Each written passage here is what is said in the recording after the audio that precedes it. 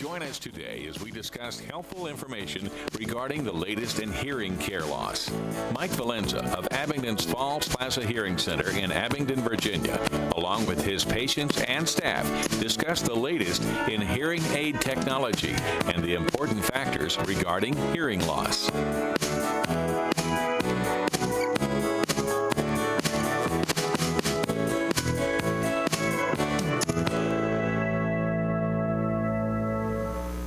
Everyone. I want to introduce to you Mike, Kelly, and Lauren from Abingdon's Plaza Hearing Center. They're going to be talking with us today about hearing loss and the latest advances of hearing aid technology. Well, welcome to the show today. Thank you. Yes. Mike, could you tell us a little bit about the achievement of award you all have received actually this year? Yes, actually, we were voted the #1 hearing aid center in the Bristol Herald-Courier Reader's Choice Poll for 2015, and we would like to thank everyone who voted for us this year. We really appreciate it. Well, that's great. And you brought some guests with you as well. Yes, well, we let's can bring them on out. to join you. Yes, come on out, guys.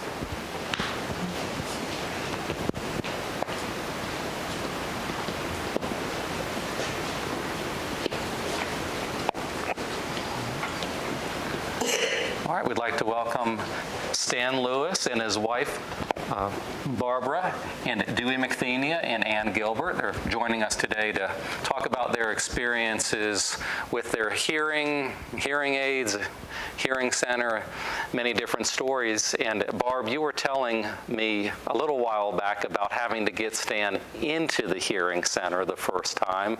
If you'd like to kind of let everyone know what that experience was like. Well, his hearing had gotten so bad, but he didn't believe it, and I told him, I said, Stanley, I said, I think we need to go see Mike at Falls Plaza Hearing Center. I said, he was playing the TV so loud that I thought, Lord, he's going to burst my ears, and he said, oh no, I don't need to go see anybody about my hearing loss. He said, I can hear fine. He said, all you need to do is just speak up a little louder. And I thought, Lord, I can't talk any louder because I'm talking so loud now that everybody else can hear me, and I couldn't understand why he couldn't hear me. And then the TV was playing so loud that I thought, well, even he was going to wake the neighbors up if they were home. And so we went to see Mike, and one thing I liked about Mike was that he had taken his time with Stanley, and he was concerned about his patients, and he wanted to do the best for them. And so Stanley says, no, I don't need to go see him. He says, I'm not going to pay the price to go see him. And I said, well, if you don't, I will. And so we went to see Mike, and so Mike was very understanding, and he took his time with him, and that's what I like so much about Mike. Thanks, Barb. And Stan, what was your experience when you came? If you can tell us, how you felt. Well, once I was tested and they was adjusted, my hearing was like another world. I think Falls Plaza Hearing Center. Okay, so what's your experience? Because you're somewhat known in the area. We've had you on some commercials and whatnot. So how have you felt about your experience being on TV and whatnot? Well, I just can't thank you enough for the difference in my hearing now and what it was before. Yeah. So, do you have a lot of people that recognize you from the commercials? Everywhere we go, they'll ask, and some of them need hearing, and we tell them to go to Falls Plaza. And we have cards a lot of times we'll give them if they take them, and I wish them the best. Yeah. So, can you tell us about the line that you're known for? And we might want to actually get you to say it here before we leave, since everyone seems to like that line. So, well, these hearing aids are working so good, I believe I can hear that grass a-growing. So how did you come up with that? What was well, I guess when I was maybe in my teens or a young man, my uncle had a farm, and he raised corn and stuff and sold it by the roadside. And he said that fertilizer was so good, he said he could hear that grass a-growing. No, I never knew that. So it came from the fertilizer there. Oh, interesting. Well, thanks, Stan. I appreciate it. Thank you. And Dewey and Ann, why don't we start with you? Just the same thing. What was your experience with Dewey? Dewey didn't need a whole lot of persuasion because his hearing was so bad. And when we were dating, we talked about going down to Falls Plaza. And so we did, and we had a wonderful experience. And now he can hear a lot of things that maybe he shouldn't hear. Yeah, that's right. That's right. So you didn't have too much of a hard time getting him. And he was pretty much, no trouble. He knew he He's needed. very docile. He needed something. So Dewey, I want to hear from you now. You can tell us about, how you felt about getting hearing aids and what This was the experience of my life, go down to Falls Plaza. Now I can hear, I can even hear the grass growing. We used to go down the street to Bristol. They didn't know me, see me on TV. Do you really hear that grass growing? I said, you need to listen close. Go on down and see Mike down at the Falls Plaza. He'll fix you right up. I thought I could hear. I couldn't hear nothing. Now, it's so good to be able to hear the birds and things that you need to hear. Some things you don't want to hear, so you can turn them off. But I'm so thankful for Mike getting my hearing straight. Yeah. So with your hearing over the years, was it a long time that you had some hearing problems before you finally felt like you needed to? About how long did it take? A long time. I was working in maintenance for the state. And I had this guy aggravate me. He'd mouth the words. Of course, I couldn't hear him mouthing the words. And I said, I'll fix that. I'll go get me some hearing aids down, Mike. And I did. Yeah. And I'm so thankful. And I'm thankful for the courtesy they show you when you go down there. And if you have a problem with, which I'll never have, they're willing to listen to you and so on and so forth. And they supply your batteries and everything you need. But I'm thankful for the whole staff. Their politeness and their courtesy they show you when you walk in the door. Well, thanks, Stu. I appreciate it. And Stan, I really didn't find out about how long you, or Barb, about how long you felt that you were struggling with your hearing, because we know you didn't initially want to admit that you were having a problem. But be honest about how, had you really noticed it and just kind of wanted to not really, Well, yeah. It's been a couple years. Yeah. And I just said that she'd talk louder, Yeah. but that wasn't all the problem. So you kind It was of knew, me. that, yeah. I knew I needed Yeah, and that's what we experience from a lot of people that are getting hearing aids, is that the average time typically for someone before they do something from the time they notice there's a problem is about 7 or 8 years typically. I thank you and your staff, and I thank Barbara. So sometimes it does take the wife or the husband to get in, Realize that you have to do something. as there is that course of those years that go by, and those are the frustrating times, and that's why you do it a lot for yourself, but you do it for your family too, because true. they're the ones that really have to live with it as much as you do, even sometimes more, Even more, because they are the ones that struggle and have to repeat things all the time. Yes. So, well, I appreciate both of you, seeing us at the office. I think that the people that you meet when you come across them, we appreciate everything that you've done, and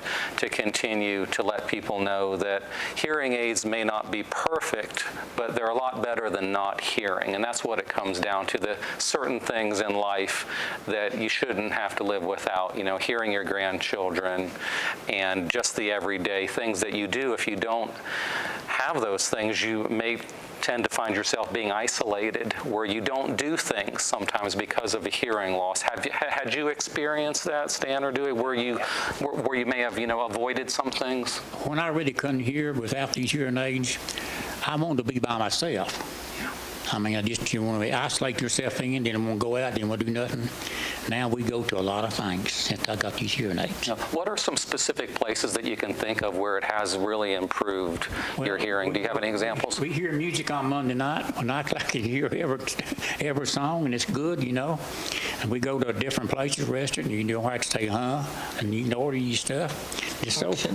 Auctions. We go to auctions about every Friday. But we try not to buy enough, but we can hear what they're saying.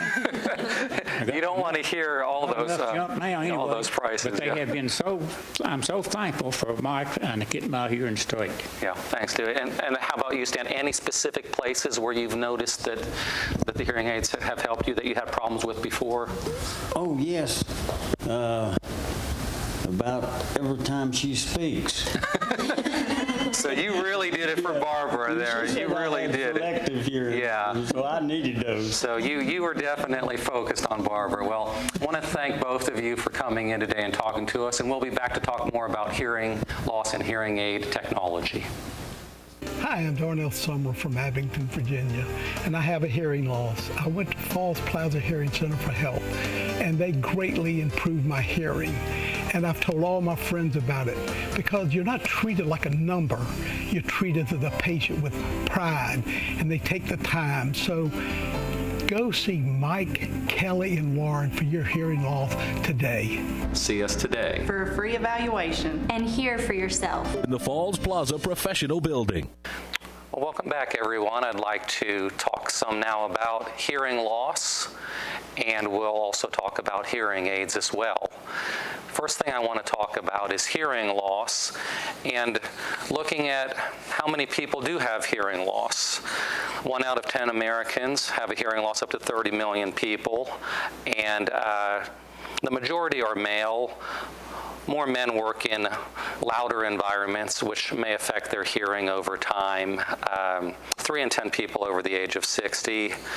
And hearing loss, when we look at population, this is not exactly what the percentage is, but just the actual number of people that have hearing loss in the different age groups. And we can see that as we age, generally, more people do lose their hearing. It is something that can happen. It can be in your family, in your genes, also just from the everyday life of noise exposure. The fastest growing hearing loss, as far as the population goes, would be the baby boomers. About 15% experience some type of hearing loss. Only about 1 in 7 of those people actually wear hearing aids. And hearing loss generally occurs over time, and it can be gradual. It can sneak up on people. Many people, as we were talking earlier with Stan and whatnot, they might not even recognize that they have a hearing loss, or sometimes they do, but they really don't want to recognize it. And the brain can compensate for hearing loss for a while, but at a certain point, the hearing loss becomes more significant and it becomes much harder to compensate. And the importance of getting a hearing examination, by age 40, most people should have their hearing tested. The signs of a hearing loss, these are all pretty basic. Most people have probably noticed many of these, especially if they live with someone that has a hearing loss. Problems with women and children, certainly their voices are higher pitched. And most people with hearing loss, they tend to miss the higher pitched frequencies, so they may notice that they're not hearing women and children as well. And watching people's lips as well is another big one. You may notice that if they're, especially in a noisy environment where they may be struggling more, they'll tend to look at the people's lips as they're talking.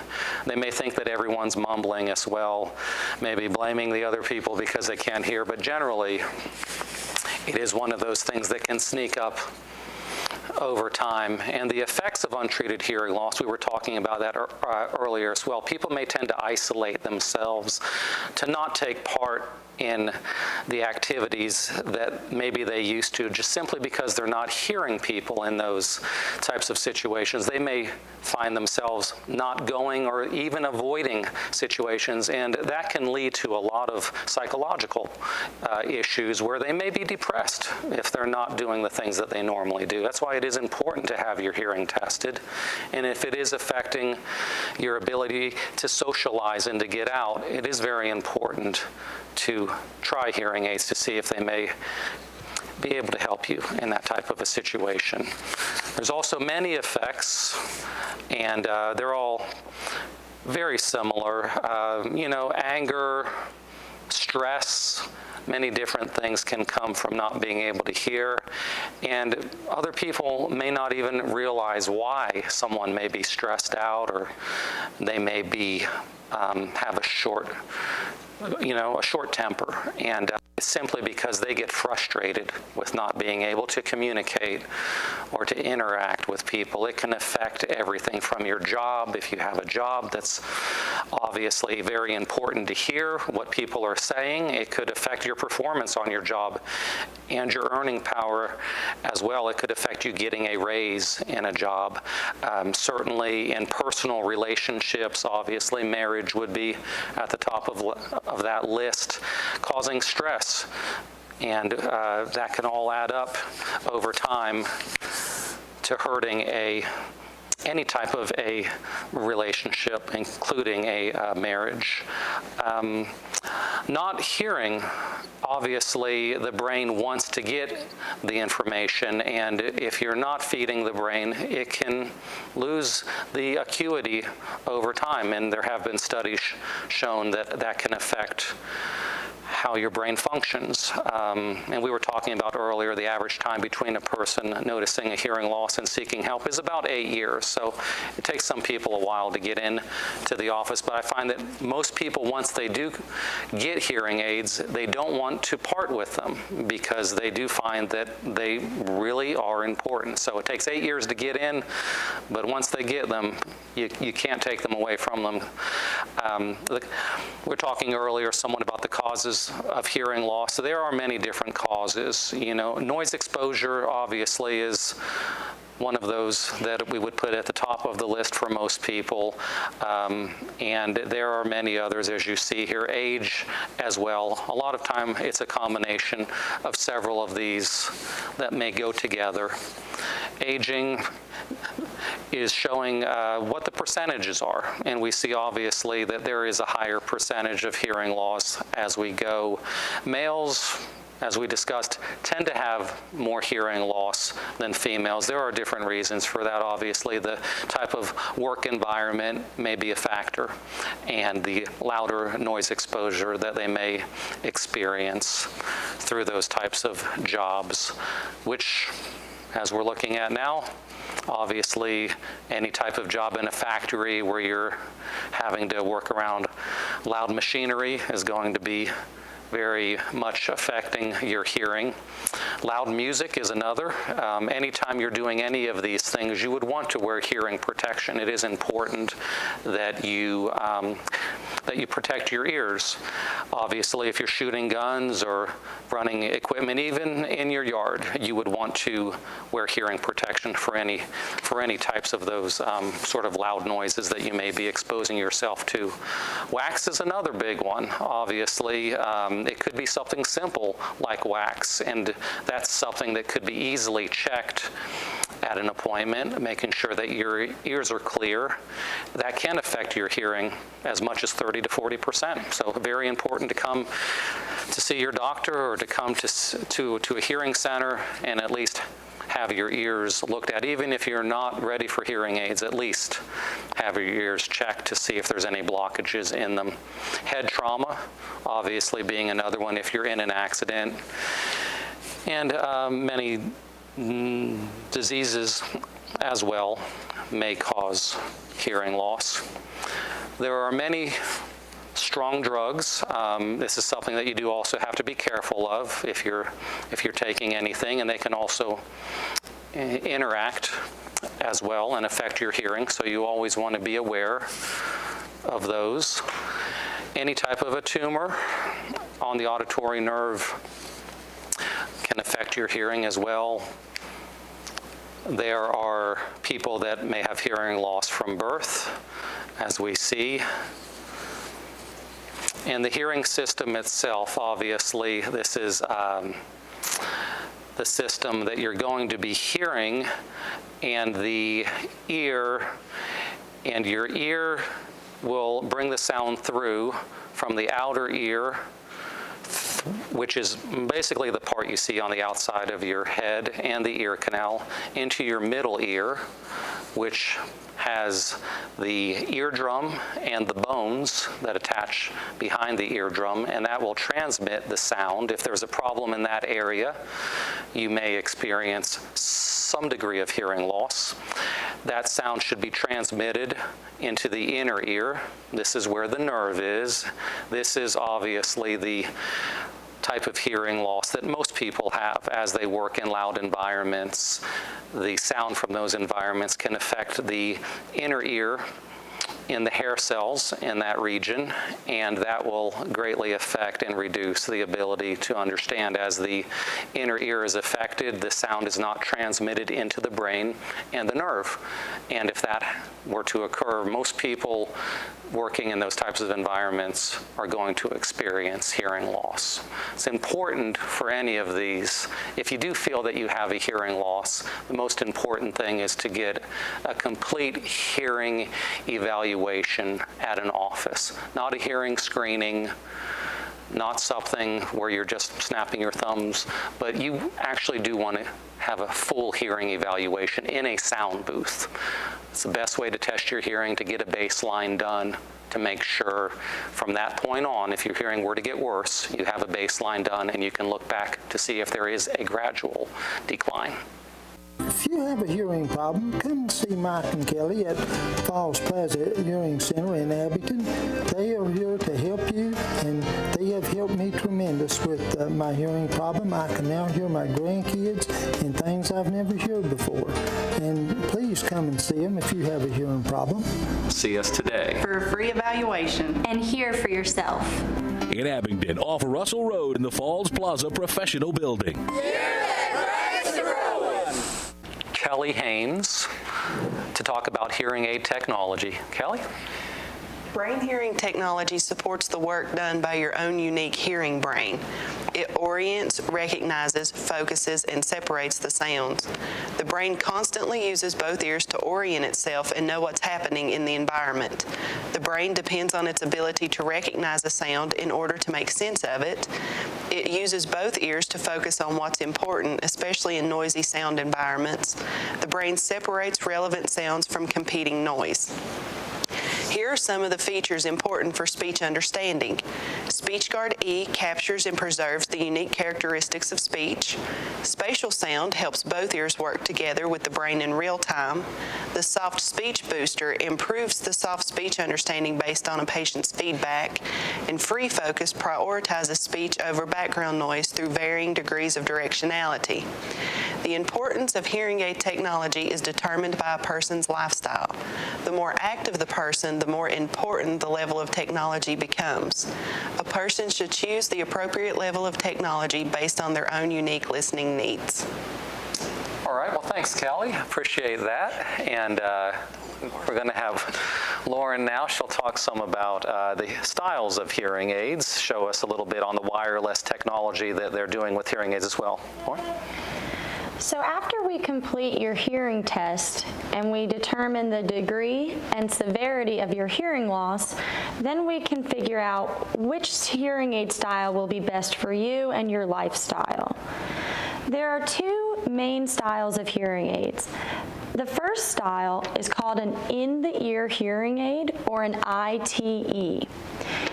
It's one piece. It's molded for your ear, so it's custom fit. This style is very easy to insert and remove from your ear. It's also easy to clean and maintain. In-the-ear hearing aids come in an assortment of sizes and can accommodate a variety of hearing losses. The second style of hearing aids are called a behind-the-ear hearing aid, and there are a few different styles of behind-the-ear hearing aids. The most popular involves a wire that brings a speaker into your ear canal.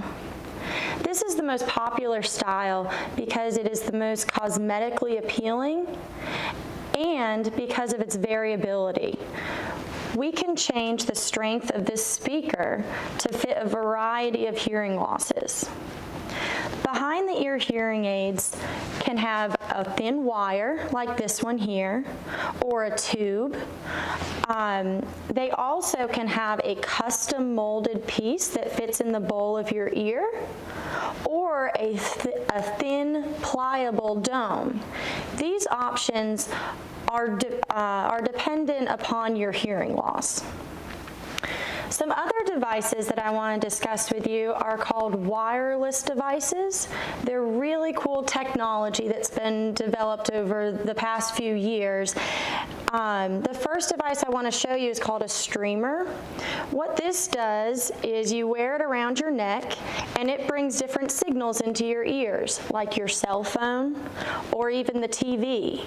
It brings it directly into your hearing aids, so only you can hear it, and it makes the signal much more clear and easy to understand.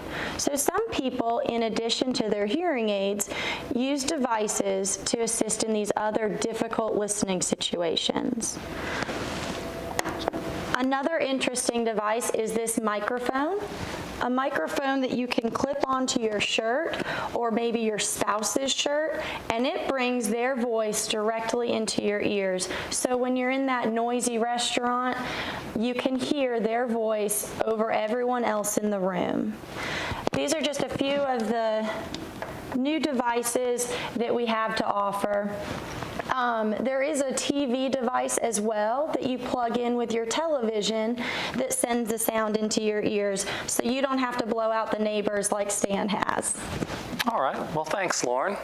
And we'll bring Stan and Dewey and everyone back out to say goodnight, and also the staff, the rest of our staff, to come on back out and join us. And I want to thank everybody for coming in today, talking about hearing loss and hearing aids.